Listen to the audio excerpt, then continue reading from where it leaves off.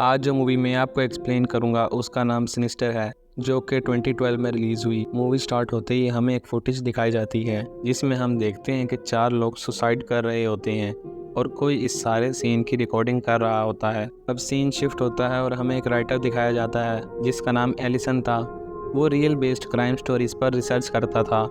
Allison अपनी family के साथ एक न्यू घर में शिफ्ट हो रहा था।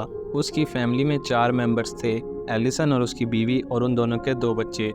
वो लोग शिफ्टिंग कर रहे थे, तभी वहाँ का शेरिफ एलिसन से मिलने आता है और वो उसे इस जगह से जाने का कहता है। असल में इस घर में 4 लोगों ने सुसाइड की थी। ये वही लोग थे जो कि हमने मूवी के स्टार्ट में देखे थे और उनकी बच्ची गायब हो गई थी। वो बच्ची अभी भी मिसिंग थी और किसी को उसके बारे में कुछ नहीं पता था। एलिसन के इस न्यू घर में आने का मकसद इस जगह के बारे में रिसर्च करना था। असल में 10 साल पहले एलिसन की एक क्राइम बुक बहुत मशहूर हुई थी और उसे उस बुक की वजह से काफ़ी फेम मिला था, लेकिन उसके बाद उसकी कोई बुक इतनी फेमस नहीं हुई, इसलिए वो इस दफ़ा काफ़ी ध्यान से ये स्टोरी कवर करने वाला था। उसकी फैमिली को नहीं पता था कि इस जगह पर मर्डर हुए हैं और एलिसन इस वजह से यहाँ आया है। एलिसन ने मर्डर वाली बात अपनी फैमिली से छुपाई थी। अब वो एक रूम में अपने सारे काम का सामान रखता है और उसे एक बॉक्स मिलता है जिसमें प्रोजेक्टर और रील्स थी। ये रील्स उन्हीं फैमिलीज की थी जिनका यहाँ मर्डर हुआ था। एलिसन एक रील प्रोजेक्टर पर चलाता है और हम एक फैमिली को देखते हैं जो कि हंसी खुशी उस घर में रह रही थी। तभी अगले सीन में वो लोग ट्री पर लटक के सुसाइड कर लेते हैं। एलिसन दूसरी रील प्ले करता है जिसमें अगली फैमिली भी उस घर में हंसी खुशी रह रही थी। तभी नेक्स्ट सीन में वो सारे गाड़ी में बंधे हुए होते हैं और कोई उस गाड़ी को आग लगा देता है। ये देखकर एलिसन काफ़ी हैरान होता है और उसके माइंड में काफ़ी सवाल आते हैं कि ये सब कौन रिकॉर्ड कर रहा था और इनको किसने मारा होगा और ये सब रील्स इस घर में किसने रखी। वो अगली रील देखने वाला था, तभी उसे किसी की आवाज़ आती है। वो चेक करने जाता है तो वहाँ उसे एक बॉक्स मिलता है जिसमें उसका बेटा निकलता है। वो अजीब हरकतें कर रहा था। एलिसन और उसकी वाइफ उसे बाहर ले जाते हैं और थोड़ी देर बाद वो नॉर्मल हो जाता है। उसने कोई बुरा ख्वाब देखा था जिसकी वजह से वो ऐसे कर रहा था। अब नेक्स्ट डे वो अपने बच्चों के जाने के बाद तीसरी रील देखता है जिसमें एक और फैमिली पूल में एंजॉय कर रही थी। सभी खुश थे। तभी नेक्स्ट सीन में कोई उन्हें बांध देता है और एक एक करके पूल में फेंकता है। एलिसन वो रील दोबारा प्ले करता है और इस बार उसे पानी में किसी का फेस नजर आता है। अब नेक्स्ट डे वो फोर्थ रील प्ले करता है जहाँ एक और फैमिली बेड पर बंधी हुई थी।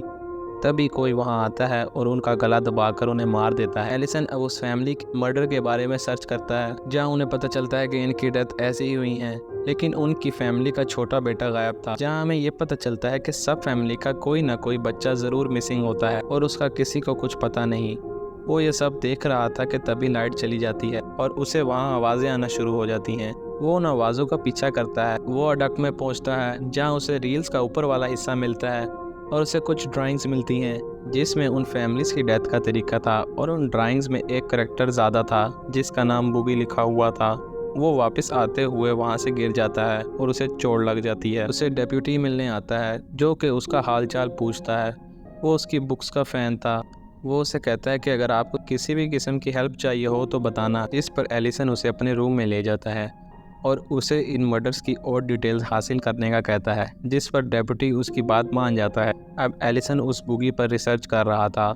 वो हर वीडियो को दोबारा देख रहा था। उसे वही फेस नज़र आता है जो उसने पूल वाली वीडियोस में देखा था। अब वो सो रहा था, तभी उसे कोई आवाज़ आती है। वो जाकर देखता है तो वहाँ उन फैमिलीज़ की वीडियोस खुद ब खुद प्ले हो रही थी। वह उन्हें रोकता है तो उसे रियल में वो बुगी नज़र आता है, जिसे देखकर वो डर जाता है। डरे होने के बावजूद वो बैट लेकर बाहर जाता है जहाँ उसे वो अजीब फेस वाला बुगी नहीं मिलता, लेकिन उसे वहाँ अपना बेटा मिलता है जो कि छुपा हुआ था। हम एलिसन के पीछे उन बच्चों की सोल्स देखते हैं जो कि मिसिंग थे। एलिसन का बेटा ज़्यादा सर्दी लगने की वजह से कांप रहा था। वो उसे बेड पर सुलाते हैं।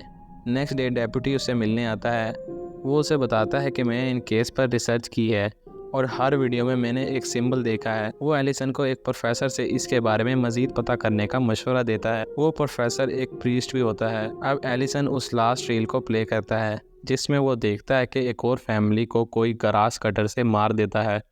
ये देखकर वो डर जाता है और उसी प्रोफेसर से वीडियो कॉल पर बात करता है। एलिसन प्रोफेसर से उन्हीं सिंबल्स के बारे में पूछता है, जिस पर वो बताते हैं कि ये सब एक डीमन से रिलेटेड है जो कि फैमिली के सभी मेंबर्स को मार देता है और उनके एक बच्चे को दूसरी दुनिया में ले जाता है। अब हम उसी घर में उन बच्चों की सोल्स देखते हैं जो कि डीमन दूसरी दुनिया में ले गया था। एलिसन की बेटी को वो बच्चे नज़र आ रहे थे और वो उनकी ड्राइंग्स भी बनाती थी, जिससे एलिसन की बीवी को पता चल जाता है कि इस घर में कोई क्राइम हुआ है और एलिसन ने उससे ये बात छुपाई थी। उन दोनों के दरमियान काफ़ी लड़ाई होती है। अब रात को एलिसन को फिर अजीब आवाज़ें आती हैं और वो उन आवाज़ों को चेक करने जाता है, जहां वो उन्हीं बच्चों को देखता है जो कि प्रोजेक्टर पर फैमिली मर्डर्स की वही रील्स देख रहे थे। बच्चे उसकी तरफ देखकर खामोश रहने का इशारा करते हैं। एलिसन के सामने वही बुगी आता है, जिसे देखकर वो डर जाता है और नीचे गिरता है। इसके बाद वो फौरन उस प्रोजेक्टर और उन रील्स को आग लगा देता है और अपनी फैमिली को लेकर वहाँ से चला जाता है। वो वापस अपने पुराने घर आता है। वो उस प्रोफेसर से दोबारा वीडियो कॉल करता है। प्रोफेसर उसे बताते हैं कि डीमन तब तक हमारी दुनिया में से नहीं जाता जब तक कोई उसकी तस्वीर यहाँ ना हो। एलिसन उस डीमन की सारी पिक्चर्स डिलीट करता है। एलिसन को डिप्टी की कॉल आती है। वो कहता है कि मैंने केस को स्टडी किया है और मुझे पता चला है कि उन सारी फैमिलीज़ की डेथ तब हुई थी जब उन्होंने उस घर को छोड़ा था, जो कि एलिसन अब छोड़कर आ चुका था। एलिसन को दोबारा आवाज़ें आती हैं। वो चेक करने जाता है तो उसे वहाँ वही प्रोजेक्टर और रील्स मिलती हैं जो कि उसने जला दी थी। ये देखकर वो हैरान होता है। उसे वहाँ एक और रील मिलती है जो कि वो प्ले करता है और उस रील में हमें पता चलता है कि उन फैमिलीज़ को उनके ही बच्चों ने मारा था, क्योंकि उस डीमन ने उन बच्चों को पोजेस किया था और उसके बाद वो उन्हें दूसरी दुनिया में ले गया था। ये देखने के बाद उसे कुछ अजीब सा महसूस होता है। वो कॉफ़ी के कप में कोई हरी सी चीज़ देखता है और उसमें एक नोट था जिसमें लिखा था गुड नाइट डैडी, और वो बेहोश हो जाता है।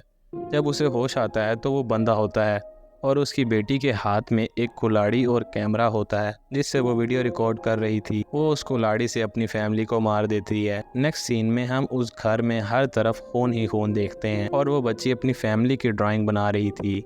इसके बाद वो डीमन उस बच्ची को उठाकर अपनी दुनिया में ले जाता है और हम उस घर में उस प्रोजेक्टर और रील्स को देखते हैं, लेकिन इस बार एक रील ज़्यादा थी जो कि एलिसन की फैमिली की रील थी। यहाँ ये मूवी एंड हो जाती है।